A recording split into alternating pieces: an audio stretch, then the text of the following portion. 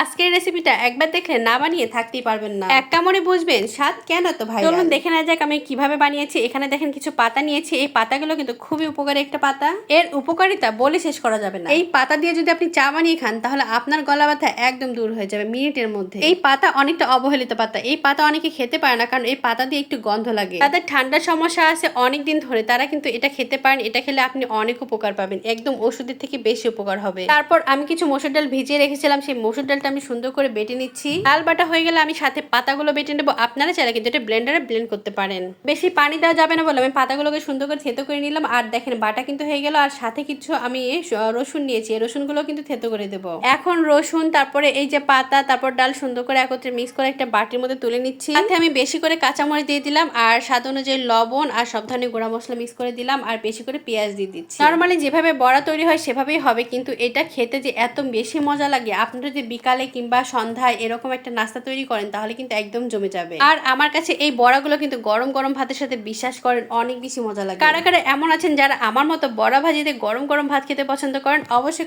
কিন্তু কমেন্ট করে জানাবেন। একে একে সব বড়াগুলো আমি দিয়ে দিয়েছি, আর এভাবে উল্টাপাল্টা করে সুন্দর করে ওলট পালট করে আস্তে দিয়ে আমি সুন্দর করে ভেজে নেবো যাতে ক্রিস্পি হয়। কথা বলতে বলতে কিন্তু আমার এক ব্যাচ বড়া ভাজি হয়ে গেছে। এখন এইভাবেই সেম প্রসেসে আমি আরেক ব্যাচ ভেজে নেব। ছোটবেলায় দেখতাম মা চাচিরা এভাবে বড়া ভাজি করতো আর খেতে দারুণ হতো, আর আমি সেখান থেকে শিখেছি। আর আমার কাছে কিন্তু এই ছোট থেকে এই জিনিসটা খেতে অনেক বেশি পছন্দ, অনেক বেশি ভালো লাগে। মুচমুচে বড়া প্রেমে পড়তে এক কামড়ে যথেষ্ট। আর এইরকম বড়া দিয়ে গরম ভাত কিন্তু নিমিষে প্লেট খালি হয়ে যাবে। যদি ভর্তা থাকে তাহলে তো কোনো কথাই নেই। তো সবাই ভালো থাকবেন, সবাই বানিয়ে খাবেন। আল্লাহ হাফেজ।